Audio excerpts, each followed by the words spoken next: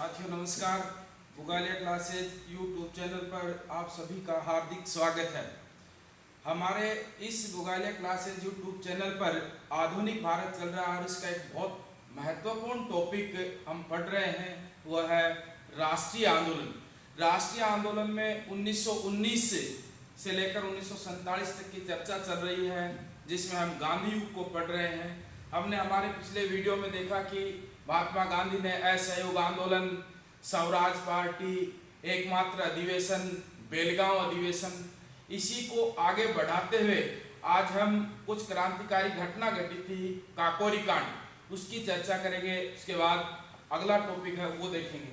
तो यहाँ आज सबसे महत्वपूर्ण जो टॉपिक है हमारा वो हम पढ़ेंगे, वो है महत्वपूर्ण और वो है काकोरी कांड। महत्वपूर्ण टॉपिक है काकोरी कांड। 9 अगस्त 1925 का काकोरी कांड, 9 अगस्त 1925 का ये जो काकोरी कांड है 9 अगस्त 1925 का, इसके संदर्भ में हम चर्चा करेंगे। काकोरी कांड है ये क्रांतिकारी घटनाएं थी।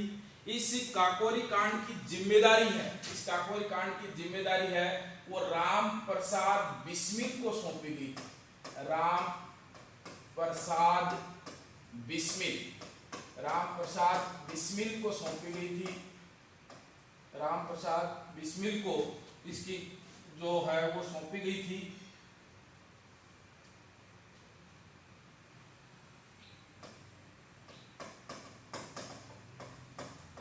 राम प्रसाद बिस्मिल को इसकी जिम्मेदारी सौंपी गई थी। ये जो काकोरी कांड है, राम प्रसाद बिस्मिल है, इसको जिम्मेदारी सौंपी गई।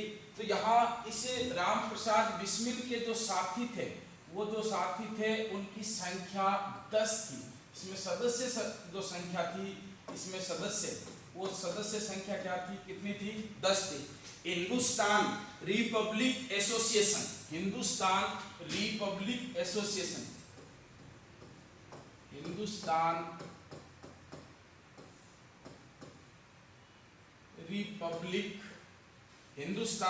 रिपब्लिक जो था उसकी जिम्मेदारी थी। हिंदुस्तान रिपब्लिक एसोसिएशन, इसके ऊपर जिम्मेदारी थी। तो यहाँ प्रश्न तो ये बनता है कि हिंदुस्तान रिपब्लिक एसोसिएशन की स्थापना किसने की? तो इसकी स्थापना करने वाले 2 व्यक्ति थे। इसकी स्थापना की जब बात करते हैं तो इसकी स्थापना करने वाले 2 व्यक्ति थे। एक व्यक्ति का जो नाम था वो था सचिंद्रनाथ सन्याल। सचिंद्रनाथ सन्याल, ये इसका महत्वपूर्ण व्यक्ति था, सचिंद्रनाथ सन्याल। दूसरा था चंद्रशेखर आजाद। दूसरा व्यक्ति कौन था? चंद्रशेखर आजाद। इन दोनों ने इन क्रांतिकारी संगठन की स्थापना 1924 में की थी। 1924 में महत्वपूर्ण है बेलगांव अधिवेशन भी था। जो बेलगांव अधिवेशन था वो कर्नाटक में था। अब यहाँ इसकी स्थापना है, इसकी स्थापना किस स्थान पर की गई? कानपुर में की गई थी। और कानपुर में जब इसकी स्थापना की गई थी तो यहाँ एक पुस्तक भी आती है, सचिंद्र सन्याल की पुस्तक आती है। इस पुस्तक का नाम है बंदी जीवन। ये महत्वपूर्ण है, बंदी जीवन। ये जो क्रांतिकारियों का जो टॉपिक आता है श्रेणी में इतिहास के प्रथम प्रश्न पत्र में, तो यहाँ इसकी एक पुस्तक थी बंदी जीवन।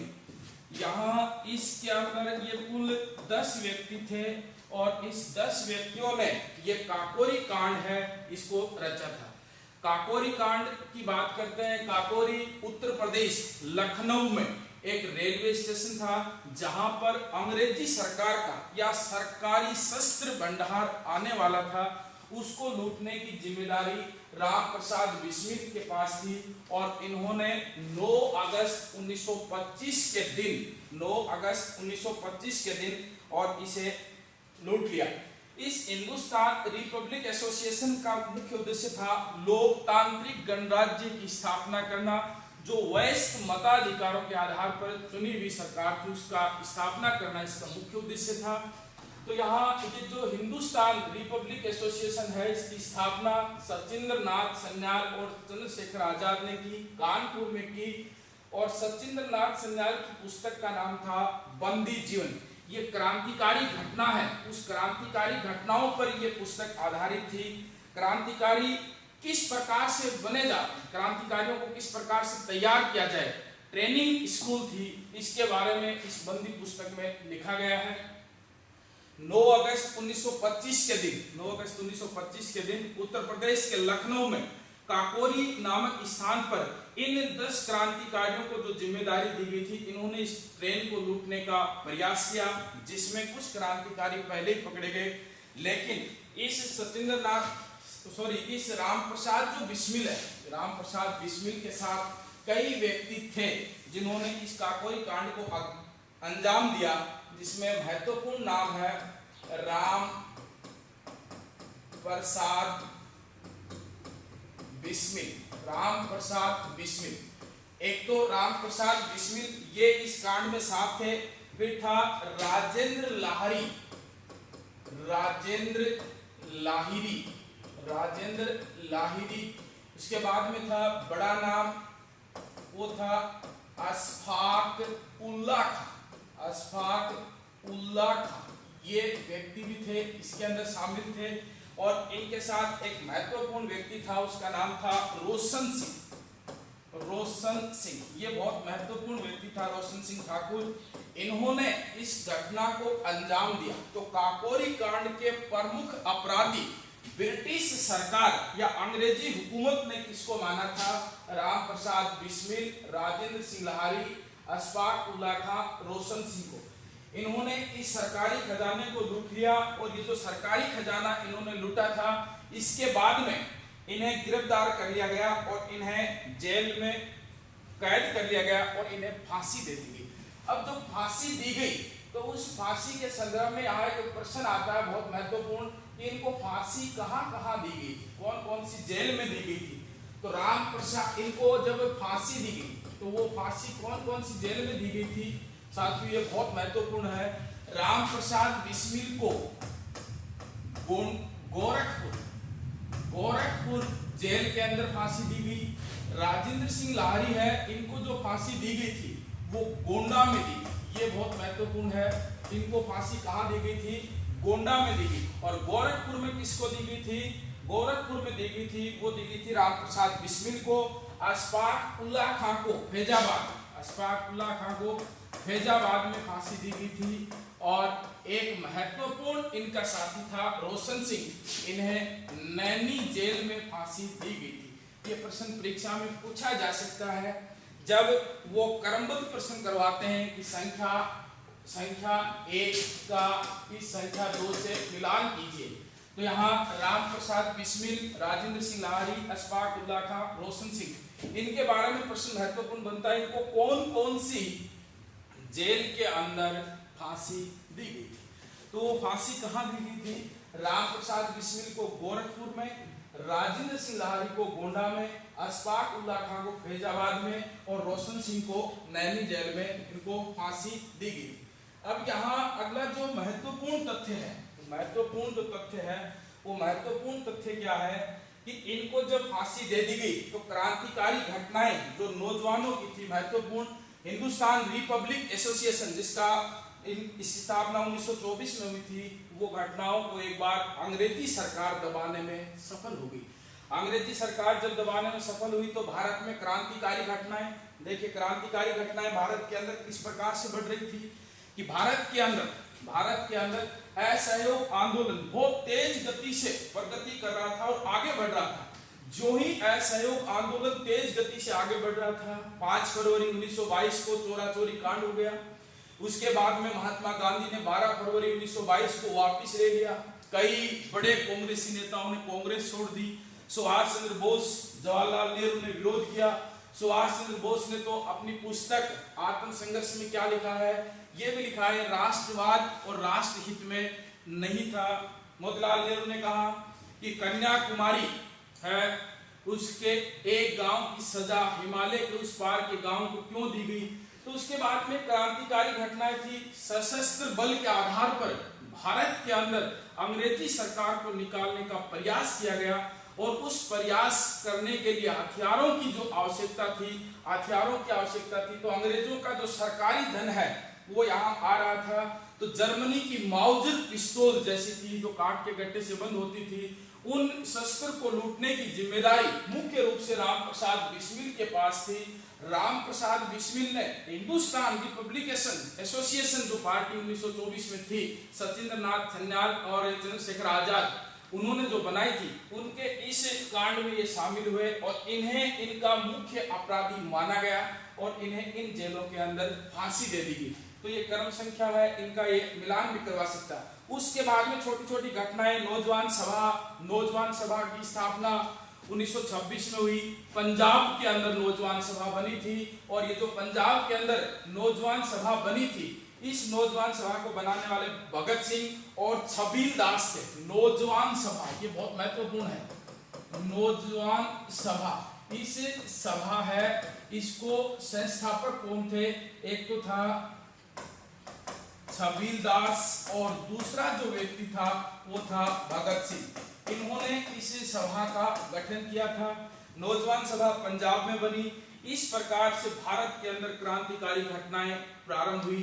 इस क्रांतिकारी घटनाएं भारत में लगातार क्यों बढ़ रही हैं, क्या कारण है, किस प्रकार से भारत के अंदर ये क्रांतिकारी घटनाएं हैं अपने चरम सीमा पर हैं, भारतीय अंग्रेजी सरकार का किस प्रकार से विरोध कर रहे हैं, इन घटनाओं पर संपूर्ण मंथन करने के लिए और ब्रिटिश सरकार ने एक कमीशन भारत भेजा था और उसी कमीशन का नाम था साइमन कमीशन। साइमन कमीशन को भारत भेजा गया। तो काकोरी कांड के बाद में अगला जो नेक्स्ट हमारा है वो है साइमन कमीशन। साइमन कमीशन हमारा ये जो नेक्स्ट है इसके बारे में हम देख रहे हैं। Simon commission, Simon commission, Simon commission Bharat आएगा। साइमन कमीशन को सवेत कमीशन भी कहा जाता है। सवेत कमीशन, सवेत कमीशन 1927 से इसकी घटनाएं प्रारंभ होती हैं। अब भारत के अंदर 1919 के अंदर, भारत के अंदर 1919 में मॉन्टेग्यू चेम्सफोर्ड के तहत 1919 का भारत शासन अधिनियम पेश किया गया था।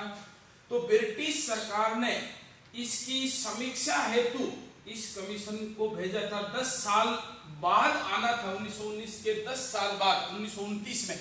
लेकिन ये जो क्रांतिकारी घटनाएं थी, इस क्रांतिकारी घटनाओं पर अंग्रेजी सरकार का भारतीयों द्वारा लगातार विरोध, क्रांतिकारी घटनाएं जो बढ़ रही थी इसकी समीक्षा और 1919 का जो भारत शासन अधिनियम था उसकी समीक्षा हेतु और भारत के अंदर एक कमीशन भाग भेजा गया और उसे कहते हैं साइमन कमीशन। ये जो साइमन कमीशन जो भारत भेजा गया था, ये साइमन कमीशन भाग भेजा गया, इसे श्वेत कमीशन भी कहते हैं। इसके अंदर साथियों आपको 3 तिथि ध्यान रखनी है। 3 तिथि अच्छे प्रश्न बनते हैं कि साइमन कमीशन है, इसका गठन कब हुआ, इसका गठन कब हुआ, उसके बाद में भारत कब आया, भारत कब आया, उसके बाद में इसने अपनी रिपोर्ट कब प्रस्तुत की। साइमन कमीशन, साइमन कमीशन का गठन है वो नवंबर 1927 में हुआ था। साइमन कमीशन भारत कब आया, साइमन कमीशन की बात करते हैं कि साइमन कमीशन भारत कब आ रहा है। तो साइमन कमीशन की ये तारीख याद रखनी है, तिथि साथियों याद रख सकते हो। 1928 को ये भारत आ रहा है और इन्होंने अपनी रिपोर्ट कब प्रस्तुत की, मई 1928 में इसने अपनी रिपोर्ट प्रस्तुत की।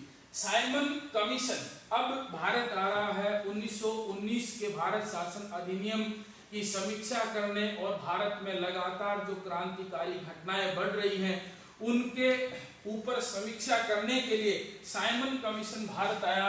और इस साइमन कमीशन जो भारत आया था, इस साइमन कमीशन जो भारत आया था, इसका अध्यक्ष किसे बनाया था, अध्यक्ष किसको बनाया गया था, तो वो बनाया गया था सर जॉन साइमन को बनाया गया था। सर जॉन साइमन को इसका क्या बनाया गया था, अध्यक्ष बनाया गया था। तो ये भारत आ रहे हैं, सर जॉन साइमन भारत आ रहे हैं और इन्हें अध्यक्ष बनाया गया। ये जो अध्यक्ष थे, इस अध्यक्ष के साथ और भी सदस्य थे, 6 सदस्य और भी थे। तो ये 7 सदस्य दल था। इस साइमन कमीशन का अध्यक्ष सर जॉन साइमन था।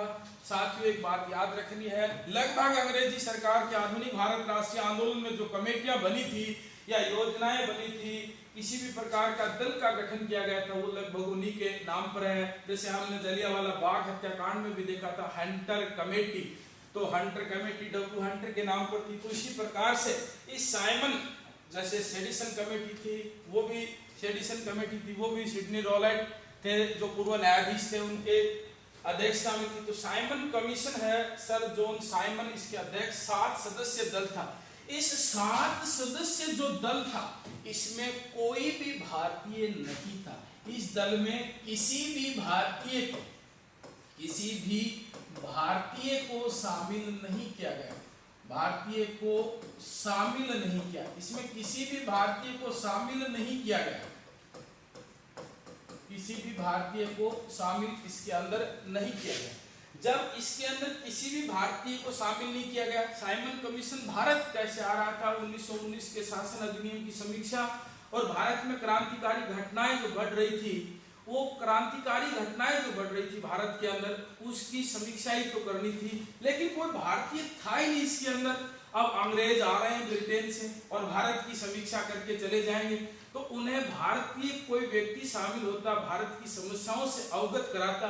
इसमें कोई भी भारतीय नहीं था। इस कारण इस साइमन कमीशन का भारतीयों ने विरोध करने का निर्णय लिया कि हम इस साइमन कमीशन है, इसका विरोध करेंगे। निर्णय ले लिया, इसको काले झंडे दिखाए जाएंगे और इसके विरुद्ध भारत के अंदर है वो नारेबाजी की जाएगी। तो इस साइमन कमीशन का विरोध करने का निर्णय लिया। एक बात देखते हैं, साइमन कमीशन, सवेद कमीशन, काकोरी कांड के बाद बड़ी घटना है ये। तो इसका तिथियां तो ये याद रखनी साथियों आपको कि एक महत्वपूर्ण जो तिथि है वो याद रखनी है कि इसका गठन कब किया गया। तो गठन तो नवंबर में हो रहा है। साइमन कमीशन भारत कब आ रहे हैं, 3 फरवरी 1928 को भारत आ रहे हैं। इन्होंने अपनी रिपोर्ट कब दी, मई 1928 में। इसके अध्यक्ष किसको बनाया गया था, सर जॉन साइमन को। ये जो साइमन है ये भारत आते हैं और ये 7 सदस्य दल था। इसमें किसी भी भारतीय को शामिल नहीं किया गया। कि जिस कारण भारतीय को शामिल नहीं किया गया, तो भारतीयों ने इसका विरोध करने का निर्णय लिया और साइमन कमीशन का विरोध अलग अलग स्थानों से किया गया।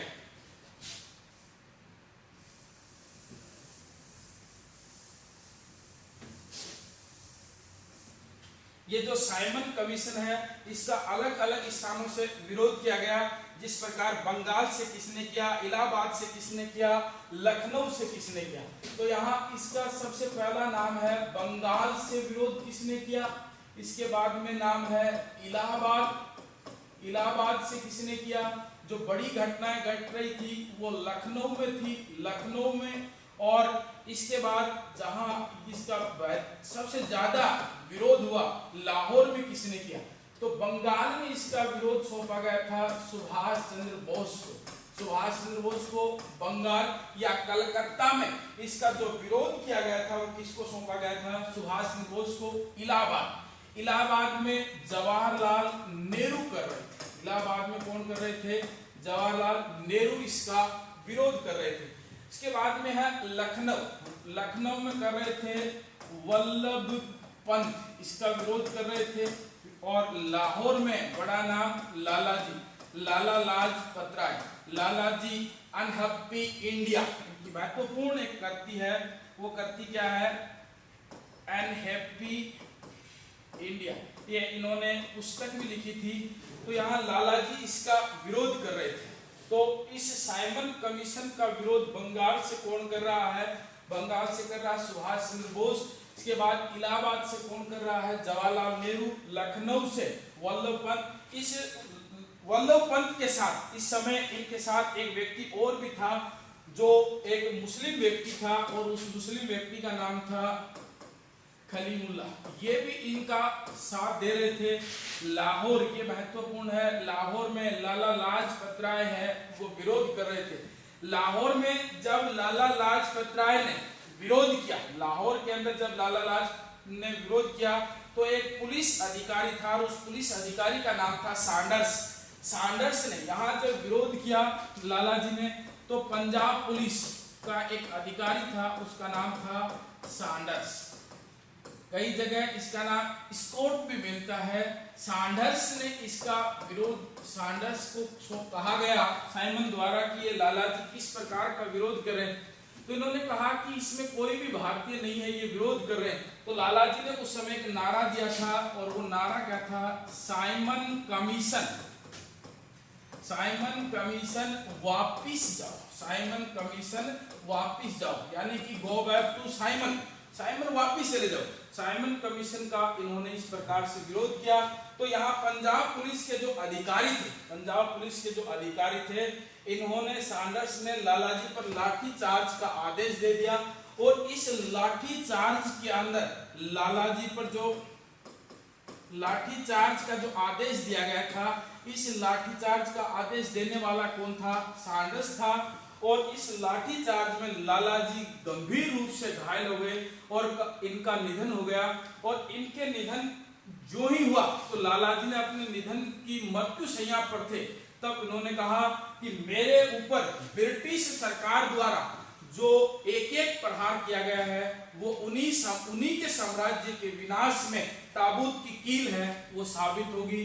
और लाला जी के निधन पर महात्मा गांधी जो राष्ट्रीय आंदोलन का बहुत बड़ा नेतृत्व कर रहे थे, उन्होंने कहा कि आज ब्रह्मांड का एक तारा है वो अस्त हो गया है। ये थी साइमन कमीशन की महत्वपूर्ण घटना।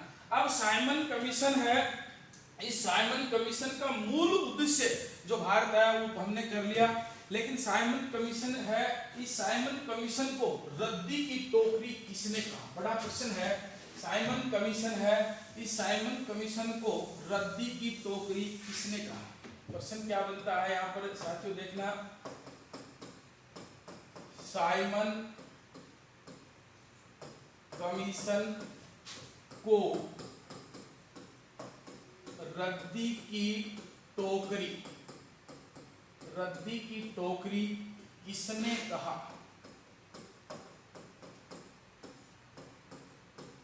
महत्वपूर्ण प्रश्न है। साइमन कमीशन है, इसको रद्दी की टोकरी है, वो किस व्यक्ति ने कहा। तो यहाँ ऑप्शन बनते हैं, पहला ऑप्शन है गांधी जी, पहला ऑप्शन कौन सा है, गांधी। दूसरा ऑप्शन है सर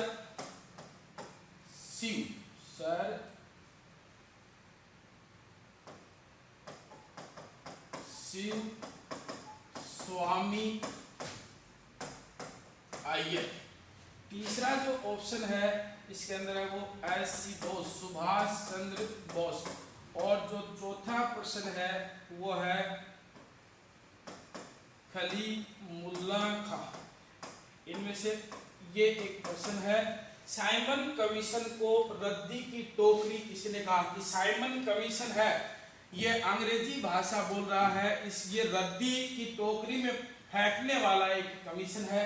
तो यहाँ प्रश्न आता है महात्मा गांधी, सर शिव स्वामी अय्यर, सुभाष चंद्र बोस, खलीमुल्ला खां। इनमें साइमन कमीशन है, इस साइमन कमीशन को रद्दी की टोकरी है। ये नाम देने वाले तीनों ही व्यक्ति नहीं थे, नाम देने वाला व्यक्ति कौन था, सर शिव स्वामी अय्यर। अब यहाँ प्रश्न, दूसरा प्रश्न जो साइमन कमीशन से क्या बनता है, वो दूसरा प्रश्न ये बनता है साथियों, थोड़ा सा एक महत्वपूर्ण प्रश्न है।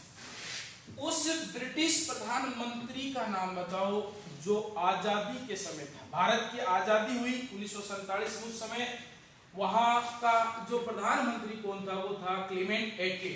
तो साइमन कमीशन में क्लीमेंट एटली भी इनके साथ थे, लेकिन साइमन कमीशन का विरोध हुआ और साइमन कमीशन वापस चला गया।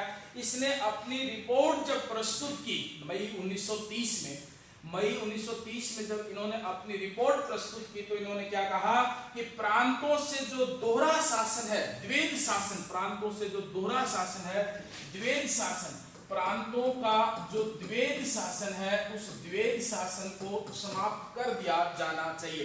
प्रांतों का जो द्वैध शासन, दोहरा शासन, उसको समाप्त कर दिया जाना चाहिए। प्रांतों को पूर्ण स्वायत्तता प्रदान की जानी चाहिए। बर्मा को भारत से अलग करना चाहिए और सिंध को मुंबई प्रांत से पृथक कर दिया जाना चाहिए। अच्छी योजनाएं थी इसकी, लेकिन साइमन कमीशन में कोई भी भारतीय नहीं होने के कारण इस साइमन कमीशन का विरोध किया और साइमन कमीशन है वो भारत से असफल हो जाता है। साइमन कमीशन भारत से जो ही असफल होता है, तो उस समय भारत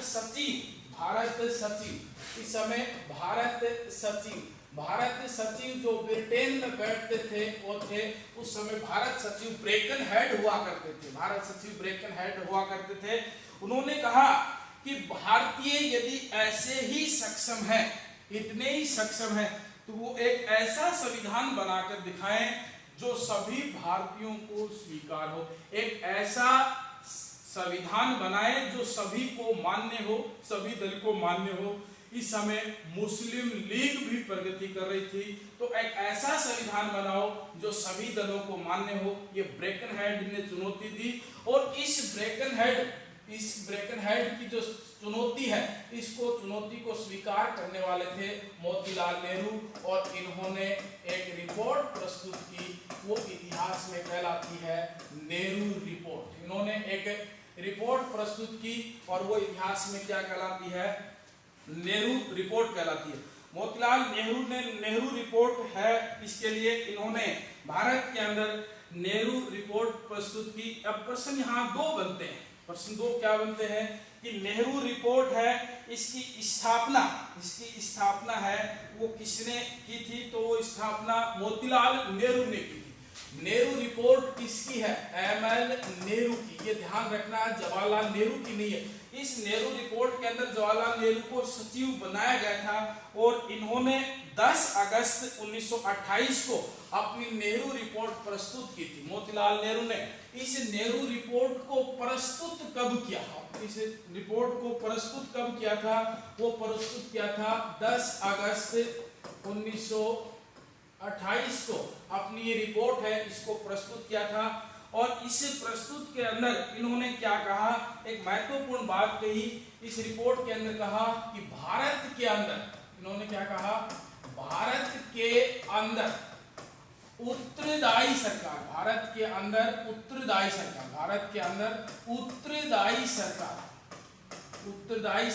की स्थापना, भारत के अंदर उत्तरदायी सरकार की स्थापना हो। ये बात किसने कही, ये बात मोतीलाल नेहरू ने कही भारत के अंदर। फिर कहा भारत में द्विसदनात्मक शासन प्रणाली भारत में लागू हो, द्विसदनात्मक व्यवस्था भारत में लागू हो। इन्होंने महत्वपूर्ण बात कही कि प्रांतों को पूर्ण रूप से स्वायत्तता दी जानी चाहिए। जो साइमन कमीशन ने अपने आगे चलकर रिपोर्ट प्रस्तुत की थी, उसमें भी कहा था कि प्रांतों को पूर्ण स्वायत्तता दी जानी चाहिए।